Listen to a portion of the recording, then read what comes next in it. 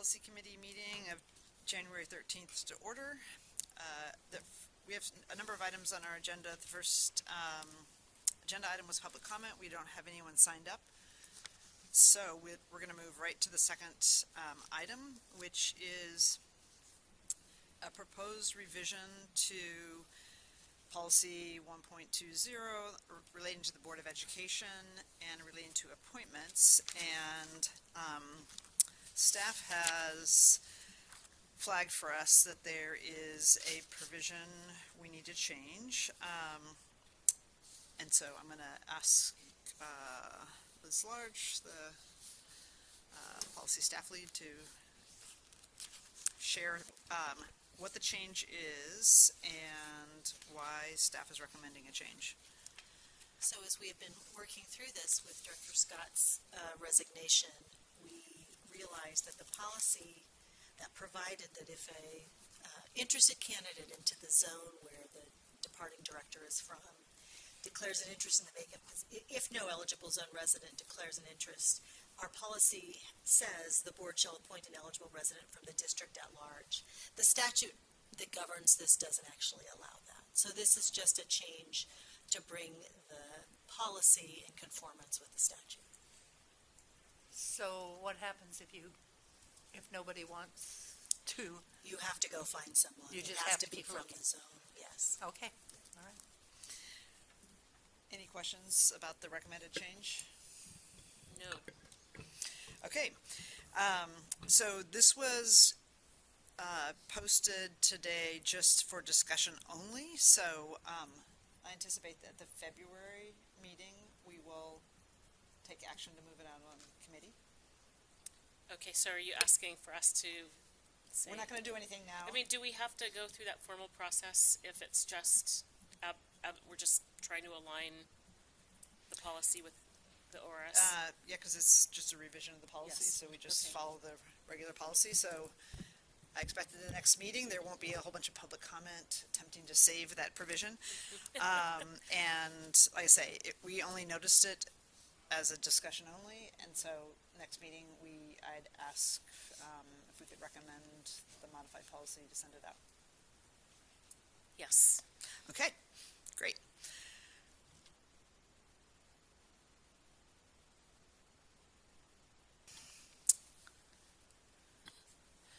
The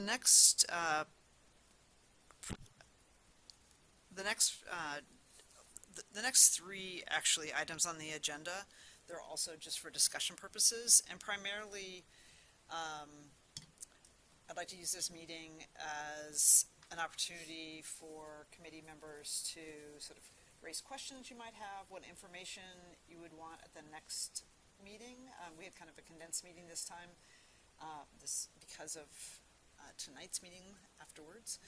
And so this is really, again, we're not moving anything. This is a very preliminary discussion. So what questions do you have? What questions do you think community members will have? What information you would need to make decisions around this? So that's the spirit of the next three items, okay? Oh, can I ask, so there's a draft proposed new policy, lobbying and registration, but no attachments? Or maybe I need to refresh. It would be item number 5. So we just discussed item number 3. I'm wondering. 4 is the ethics and conflicts. 5 is the draft proposed new Okay. policy. No, you're right, because there was not anything posted. And I'm wondering, should I send post that one short paragraph, or do you think it's not ready? It's not ready for prime time. Okay. Okay, so we have 2 more items. I was just Well, counting. I want to get this one on the table, so like also find out what your questions are. We can generally talk about it. Okay, Again, just for the spirit of wanting to not be like, here it is, like push it through, but really sort of talk through like what's the problem statement, and what are we trying to solve? Who should we talk to? What information do people need? In this particular case, I drafted something based on some Metro looking at Metro's, language. We're a little bit different than Metro, so, Just a little. well, we have some similarities in that we're a large contracting, I mean, we have a lot of money flowing through the board and senior staff. On the other hand, we have, generally, should we wait till we get there? And we can talk through it with some differences as well. So this next item is, related to the same policy we just discussed, and there is a version with a new draft section to it, right?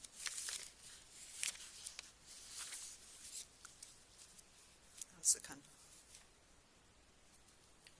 okay, I'm sorry. It's the conflict of interest policy. So 5.10.066, and the new language proposed is a new number 8. It should be, it's posted in the,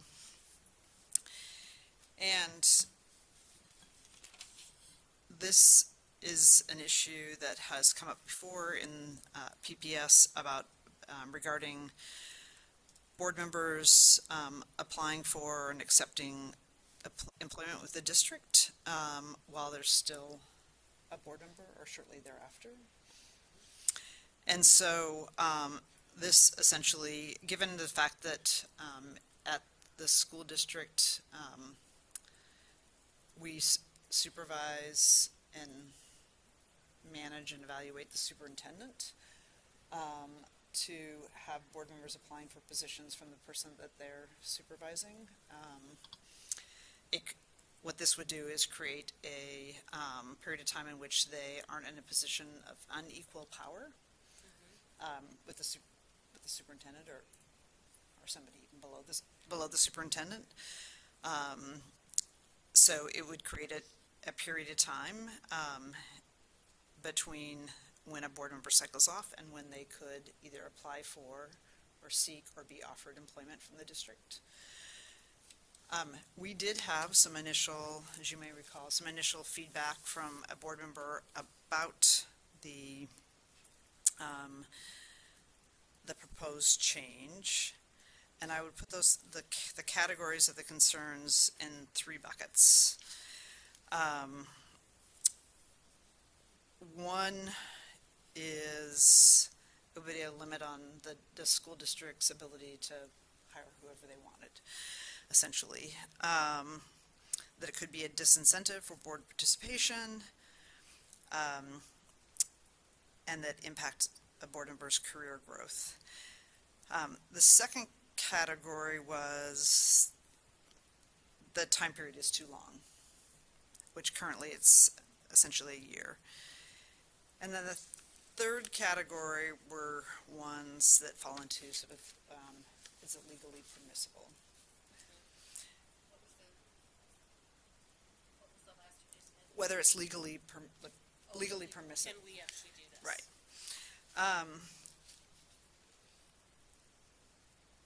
I'm going to go in reverse order, and then discussion. So the legally permissible, just generally. Yeah, just generally as a policy matter, I don't have significant concerns about whether it's legally permissible to have a waiting period in this, under these conditions. So, thank you. The issue of whether it's excessive, I put a waiting period, which I think they're in different governmental jurisdictions. They have different waiting periods for when you can go back and lobby your former employer or testify before. So there's already establishment, and there are a number that are a year and some that are shorter. So I think if we were to institute it, like it's a very, it's like open for discussion whether that's the right amount of time. I have a question. Are we ready for questions yet, or? Yeah, Do you wanna- I guess sorry, I don't wanna cut you off. one more thing on the amount of time is, recognizing that in the last 30 years, I believe we've had 3 former teachers on on the board, and including Patty and Eddie, the other being Steve Buell. And so one of the issues that I think we should talk about is, I think if somebody had if you were a teacher before and you went back to teaching again, I think you make the argument that this is not really, you're not using your position to get a job that you previously had. So in my mind, I think it may be, There would be an exception for teachers? well, an exception for people who already previously had a position with the district, like in a particular position. Or it could be, from my perspective, I don't think board members should ever be applying for jobs while they're a board member. Whether it's a position they held before, or a teacher, or anything like that, because it's hard not to, you're in a position of power and influence as a board member. The question for me would be, like, would there be any waiting period? So, Okay, I guess I'm still trying to see what problem are we trying to solve here? That's my question too. And also, like, how widespread is it? Are we talking, so we've had in 30 years, 3 people that are former teachers. What is it that we're trying to actually solve for? Because this, I don't see anything, a problem. Would it be somebody, yeah, what are we solving for? So And we- how widespread is this, what we're solving for, the problem? So I don't think it's widespread. I think it speaks to the credibility of the board and our ethics. It's awfully hard after it happens to say it shouldn't happen. It has happened previously, and One time? yes. I also, in a position at the never governmental jurisdiction where it just occurred, where you had an individual who was in a position of authority overseeing department's budgets, now becoming the head of the department. And I say, it's unfair to the person afterwards to say, well, we don't really, like, even though it doesn't happen very often, we don't think it should happen, just so there's a clear set of rules. Okay, what you mentioned is somebody who was in charge of, I don't know, let's see, could be anything, hiring, and, or, Charge of the budget? okay, in charge of the budget, which is the board is. I'm And saying then they that get this is in hired. another jurisdiction. Yeah. But I'm saying, there has been a board member who has left the board, who then immediately went to a senior position at the district in a position that hadn't been, that didn't exist previously, which raised questions about, did the position just get created for that individual? I'm familiar with the situation. If we go on what's happened in the past 30 years and that we don't have a problem here, it doesn't seem like even should be a policy because there's no problem to solve. I think that if there was a position, if a board member applies for a position, at some point, it's not we don't make hiring decisions on the board except for the Right, superintendent. but the person we supervise does, and that creates an Well, it's their imbalance. decision, though, at that point. It's not, it's out of the board's purview.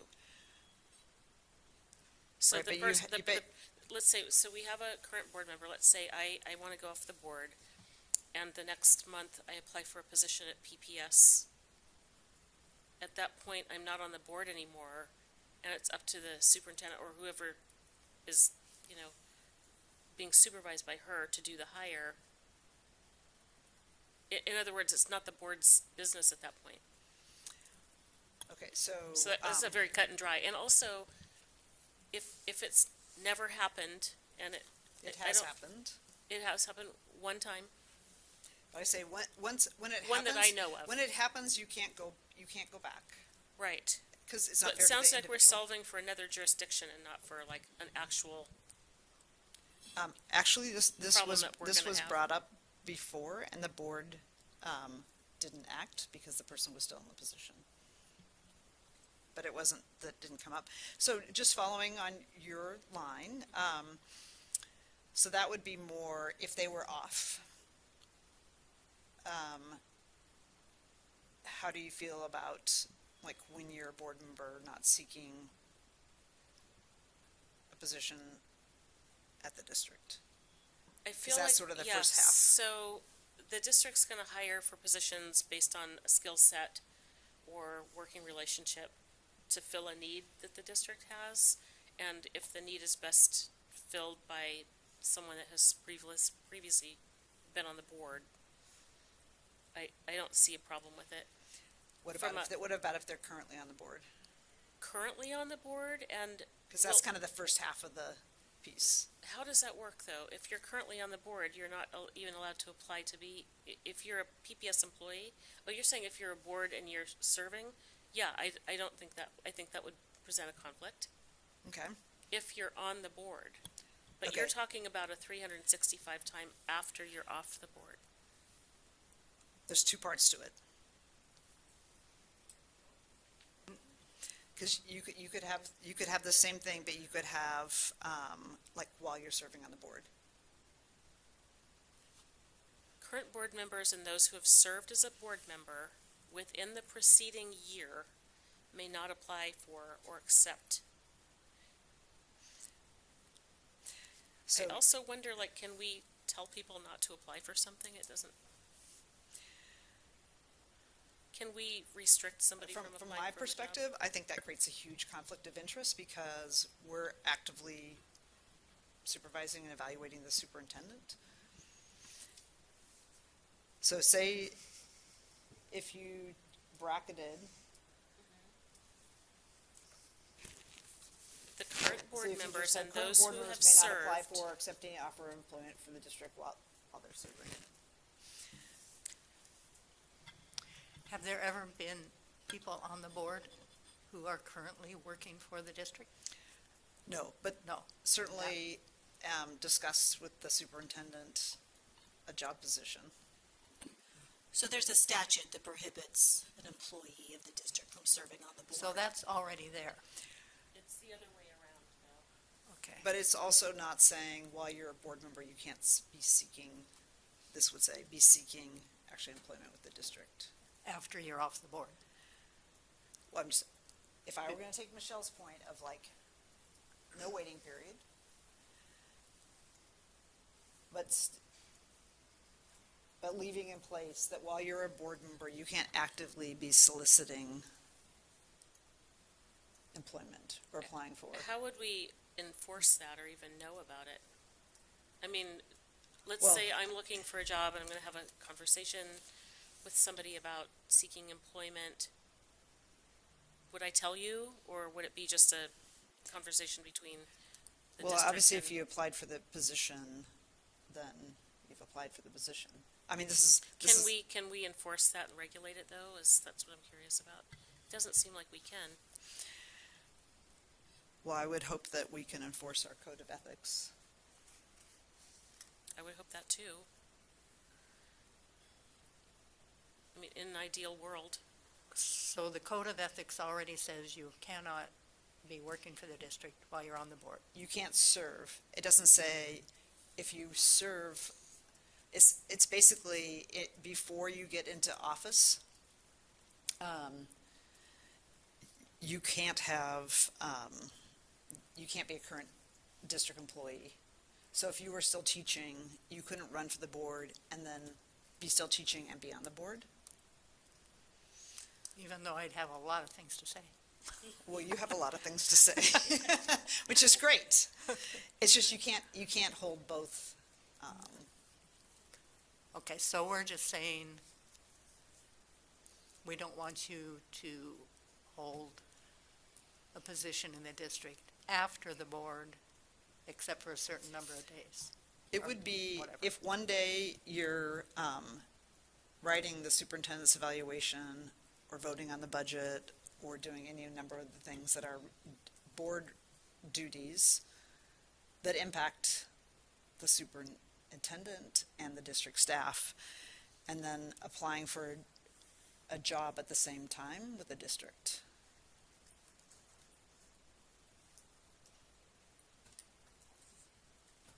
So, okay, so this would be, it sounds so unlikely ever to happen. It's happened, and like I say, when it happens, it's then not fair to then the response is, you can't apply these retroactively. I go back to the past performance and what's happened in the past. It happened once, was that 20 years ago? Or it was a long time ago. And it just seems very unlikely to happen. I know we want to do, some of our policy is like worst case scenario, but it doesn't seem very likely. I mean, you're talking about senior level not teaching, so there would be an exception for teachers. And I can understand wanting to go from an unpaid job to having a little bit more pay. But it just doesn't seem, it's happened one time in our history, and that we can, back in recent history, and Well, it doesn't seem very likely to happen again. Well, hopefully, I would say that all these things that are outlined in our conflict of interest policy, hopefully are not happening ever. I mean, that's why you have them, so that they don't happen. So it does seem, though, that if you've been on the, I mean, not me, because I'm retired, but people who maybe are on the board when they're young might want to work for the district later, because they probably have a lot of good skills for that. So it seems that it would be a good idea often to have somebody who was on the board work for PPS, as far as skill level is concerned. You don't want to, But people shouldn't be, and people should not be running for the school board and serving on the school board as a path to district employment. well, right, but I would doubt that people do that. It doesn't It's a seem long very likely. route to get to your dream job. It's a tough price to pay, and that's a long job interview process. I just don't see, I would have to hear more to be convinced that this is a good idea. And if it is, I'm questioning, you think it's because it's rare, or you think it's a good idea that board members should be applying for jobs? Because it's rare, and past performance is a good predictor of future projection. well, that, and I think. I mean, I can go both ways on either argument, whichever one you prefer, but it's because it's very unlikely to happen. So we don't have a problem to solve right now. It happened once. We had somebody that was on the board that was applying, and in another jurisdiction, completely different, non-education related. We had somebody that applied and got a senior level position that served on the board. But, I mean, I think it's like looking at an apple and an orange. They're two different jurisdictions with different, one social services and health, and Okay, we're so education. So, you're saying you're fine with current board members applying for and accepting employment with the district during their board tenure? if they finish their tenure on the board. Or But that's not someone a maybe current, that's at not a current board, maybe we're agreeing and I don't realize it, because, a current board member, someone that's currently serving, I would assume would have to step down from the board. But you're saying you want to prohibit the applying for or accepting an offer. And I don't think that is the board's purview. I believe that the hiring decisions belong in the hands of the superintendent, right, who And the we're the district? boss of. who we're the boss of. And I feel like that hiring decision lies that squarely outside of the board. And in fact, I think it's none of the board's business, hiring decisions. And maybe it's just a philosophical difference, but I Yeah, believe I that guess, the district, if the district has a need, it's in all of our best interests and the best interests of our community for that need to be filled with the person that can best, carry out that job. Yeah, I guess I'm That- looking at it from yeah. like the superintendent's position of, it's the position of if somebody applies for a job that who evaluates you, not picking that individual for the position, I think creates real issues for the superintendent potentially. So the scenario is there's a current board member that applies for a job that doesn't get it, Mm-hmm. and that there could be some like retaliatory negative. Or the pressure Gosh, of, I don't think like you. I was like that, well, it just seems so unlikely to happen. I know it probably does. I don't want to be naive. I don't understand the problem that we're trying to solve I mean, with this. most of the time in employment situations, you want to avoid where there's an imbalance of power. And there's an imbalance of power between the superintendent and a sitting board member because the sitting board member actually evaluates the superintendent. In other words, the superintendent may be tempted to say yes to a hire even if they're not the best person because of the power imbalance. I thought we just said that you already couldn't work for the district if you're on the board. So why would you even apply for that job if you're on the board? I mean, Well, when with you're it, off that the you board, would- But then you'd be off the board, but you actually would be actively soliciting the job while you're on the board. okay, maybe we could just change it to you may not apply for a job with the district while you're on the board. But after you're off the board, then you could apply. So this 365 days seems very. That would be with the eliminating the words "and these who have and those who have served as a board member within the preceding 365 days." Yeah, I think the waiting period is too long. I think to your point, Patty, you're gonna be doing one or the other. You're either an employee or you're a board member looking for their next professional home, let's say. Is that correct? So And here's so- here's a scenario. So Okay, you yeah, could maybe cycle paint a picture. you could cycle off the board. Say there's no waiting period. You could cycle off the board. There's an open position. You apply for it. You're not a position of overseeing the superintendent or the superintendent's budget or their, priority initiatives, and you're, judged on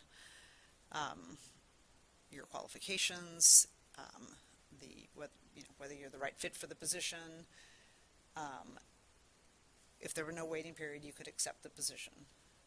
But say if you were on the board, if you had the no waiting period, if you were on the board and there were a position open, you would need to either have finished your term or cycle off before you applied for the position. Before you applied or before you accepted? I would say before you applied, because you still have that imbalance of power. Okay.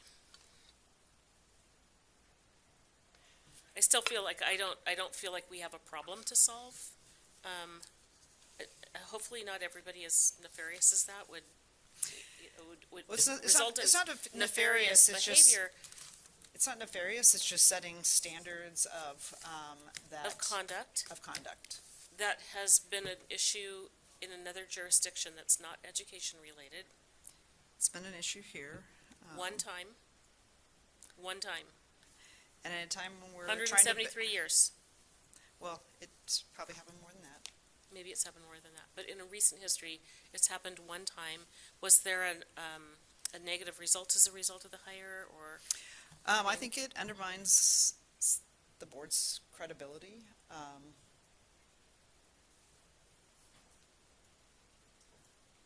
Well, I mean, this I is think just it's discussion, right? So, Yeah, less so if it's somebody who previously had a position that they have a license for, but it creates questions about, both for the district, I think, and for the board. Because of the time, I want to keep moving. I think I've review, Thank you. but we'll have further discussion. Okay, Yeah, I just feel since we already say you can't serve on the board and work for the district, we could just add, or apply for a job in the district while you're on the board.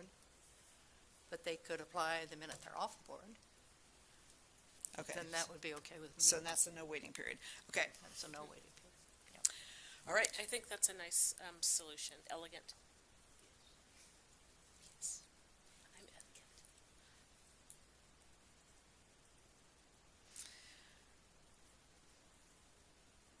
All right, so the next item on the agenda is the lobbying one, but I think I want to, because that's the one that we don't have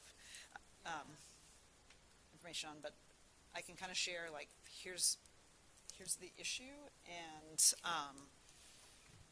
we can talk about then, like, what we want to see next meeting.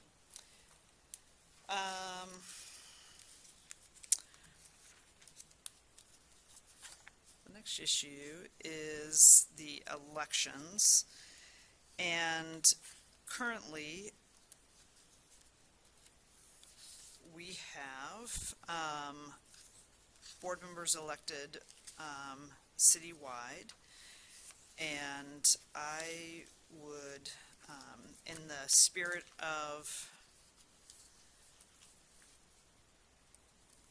hearing from the broader community about, which did not necessarily happen last time we had this discussion, about whether we should look at potentially switching to running from a zone, or, and being elected by running from and being elected by a zone. One of the things the district is looking at doing is, and the state looked at, was in order to make board service, I think, more attractive and open to more people, is paying a stipend. Another barrier to service is like running citywide, potentially. And we have, in your packet, you have. It is a barrier, and yet everybody to date has had to run citywide, and it's actually like resulted in the most diverse board in history. So I guess my concern about that zoned voting, first of all, I did speak with the Multnomah County Elections Division. I just was curious what this would entail. I spoke with the director. He said it would be very challenging to do for this special election. Oh, this is not, so just to be clear, it's not for, No, I know, but he just offered that information, that it would take about at least a year prior to any special election to make changes, and that the risk of, well, that the precincts and the zones boundaries do not line up.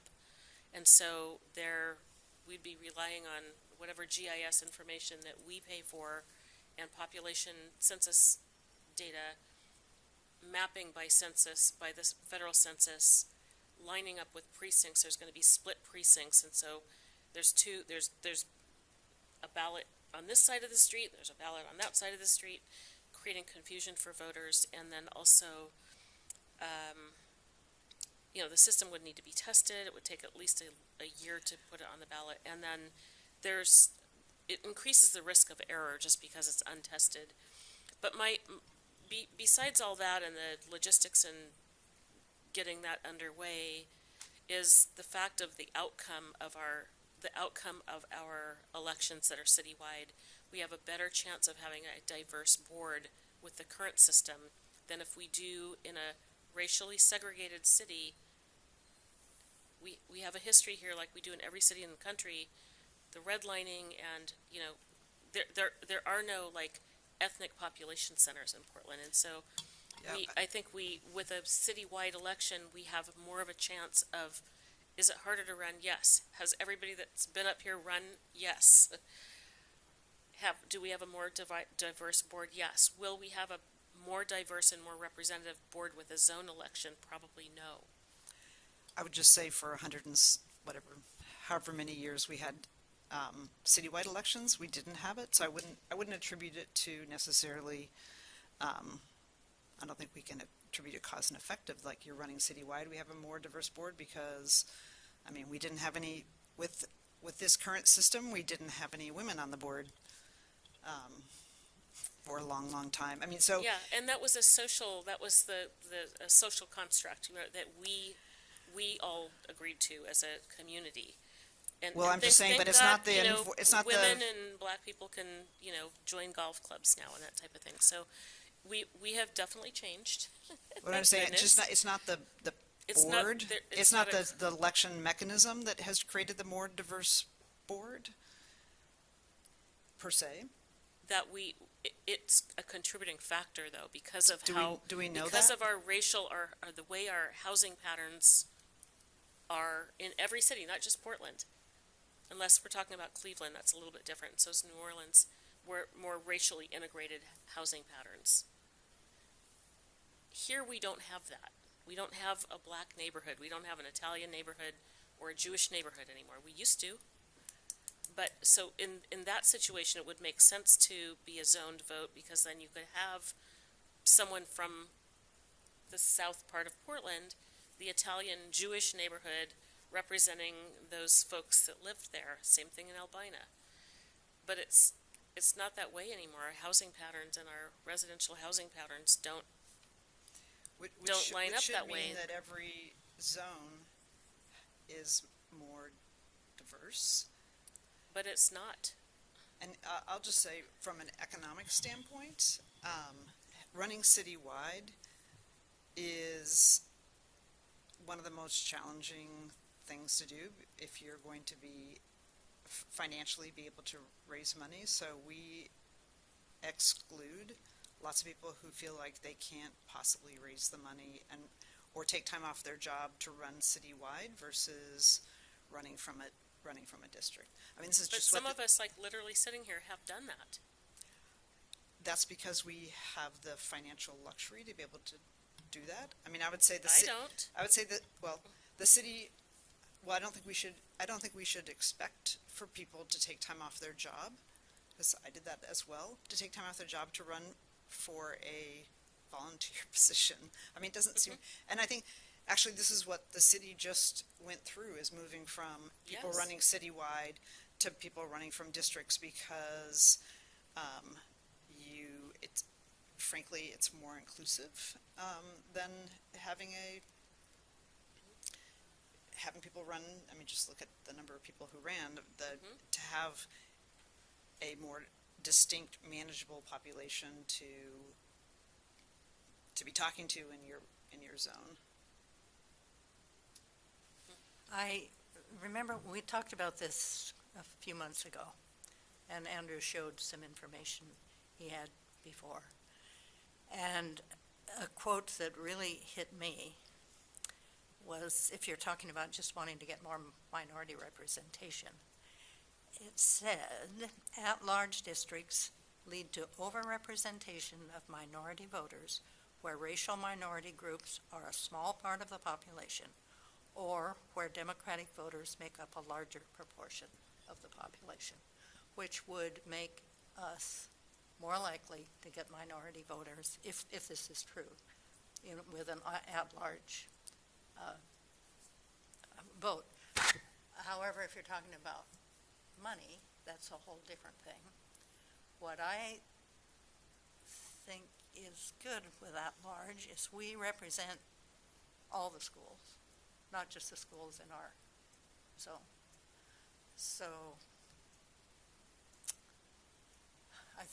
your money situation makes sense to me, but that's the only reason it makes sense to me.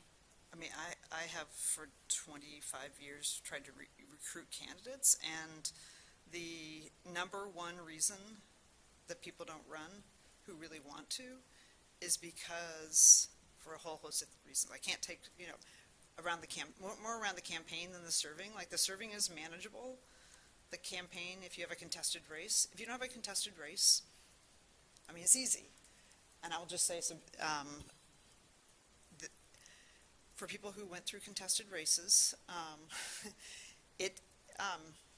you don't just breeze into office. I mean, as we all know, but there are, we do have board members who don't have to run, and that's like kind of the ideal. They get the serving, but they don't actually have to get there. And I would say, for me, we lose lots of great candidates because it's just not possible for them to, they have young kids or a job that doesn't have the flexibility for them to campaign, or they don't have the ability to fundraise on a citywide basis. And the way the city dealt with that is that we're going to districts. And they also did created a funding mechanism for campaigns, which I don't think we can do, Which was gamed. I Yeah. mean, so what is the point, though, in terms of this policy? Do we want to make it easier to campaign then? I think we Because should make it's not the it, service. Are there other ways to encourage, I mean, the bottom line is when we're on TV and people see what we do, the teacher strike turned a lot of people off. well, then you say, and by the way, You know, you're gonna so- have to run a competitive race, raise money, and take time off from your job or away from your kids to run it citywide versus in your, the It's- zone that you it's live, which still- is still a pretty big, It still would be very 75,000. hard, I can say from experience as a single parent with a job and a mortgage, that it was hard, and I know how to do hard things. And so does everybody up here. And, I mean, I think that I'm looking at the outcome, and our outcomes right now today, we have a diverse board with lots of women on it. It seems like the system is working okay. To me, and I'm probably a little biased. If it's a money matter, is there any way to limit what you can do? Like, say, no yard signs? Well, we will have these, you What, can't because it's like a things on first, TV it's a and First Amendment, like free speech. Oh. So you could tell that to candidates. You couldn't tell outside groups that they couldn't do, which is what you saw in the city council races, where candidates were limited, and outside groups, were not. And frankly,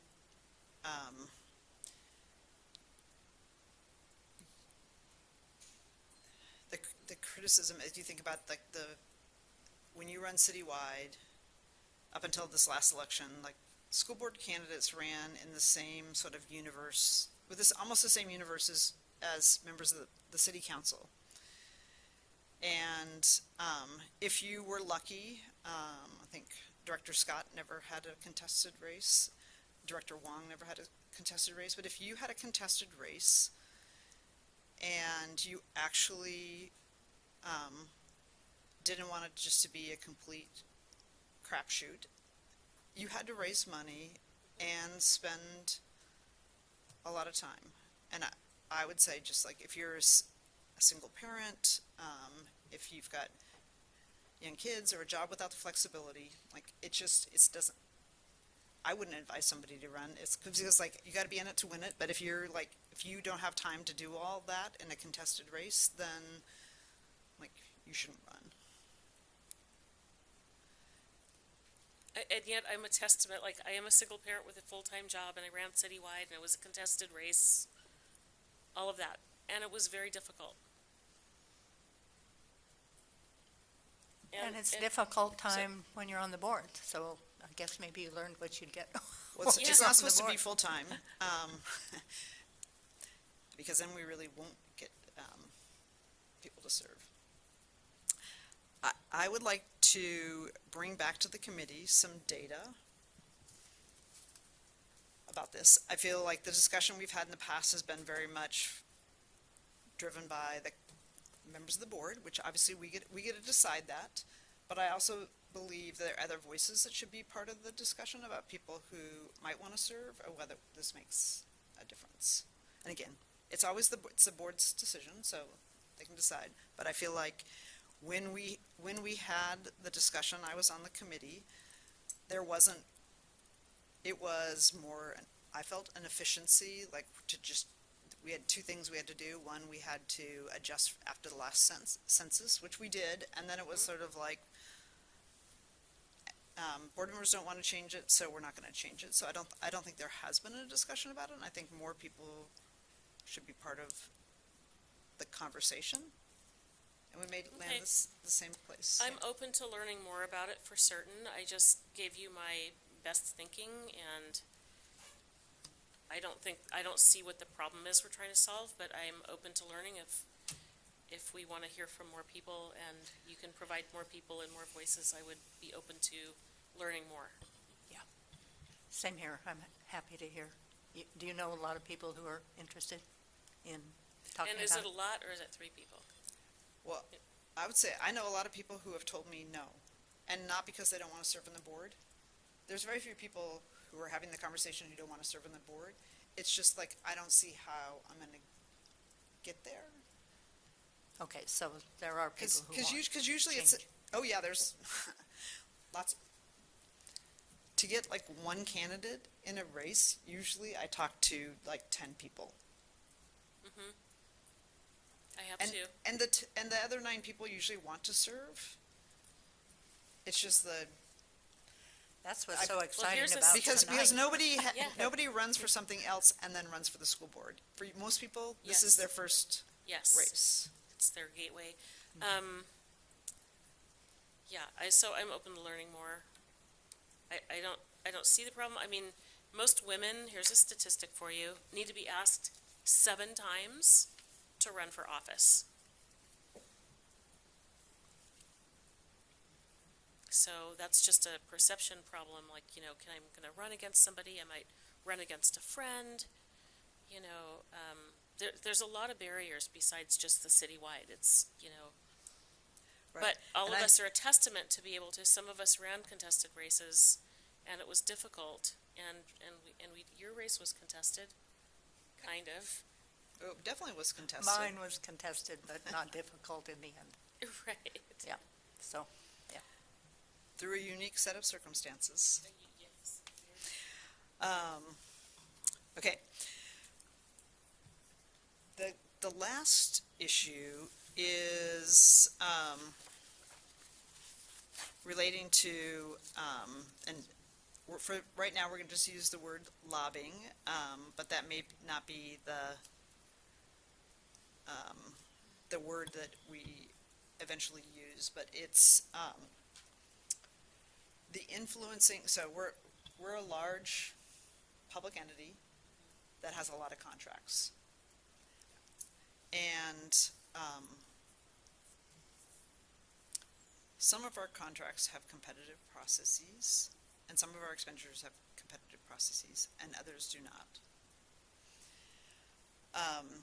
And most public agencies have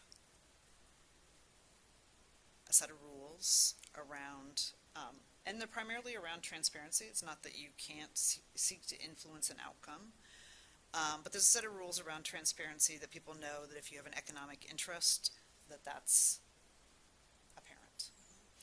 Think like construction firms. For me, the most recent example was like the Yonder representative. Pardon, Frenchie? Yeah. Okay, well, Wow, yes. again, most of the times there are a set of rules in place that there is just transparency, so people know who's attempting to influence. Register. Right. And there's usually thresholds, and if you don't have a financial interest, I mean, I'm thinking like, and again, the word lobbying is probably a placeholder for a better word that you're going to help us think of. Because I'm not thinking of like parents or staff showing up with we want library assistance. Whoops, I don't view that as lobbying, but we do have a huge book of business, and in some ways, it's I think naive to think that there aren't that we shouldn't be transparent like every other agency. If something goes through a competitive procurement process, that is what it is, and we have I think, really good, strong standards of, here's what happens when something goes through. I think we don't think anything about it, process. right? But something where that doesn't occur, like having transparency in terms of what that looks like. Yeah, I appreciate you bringing that forward. I think that makes sense to have an understanding about how, not just how we're spending money, but how we're starting these conversations and with whom, especially in this budget constraint time.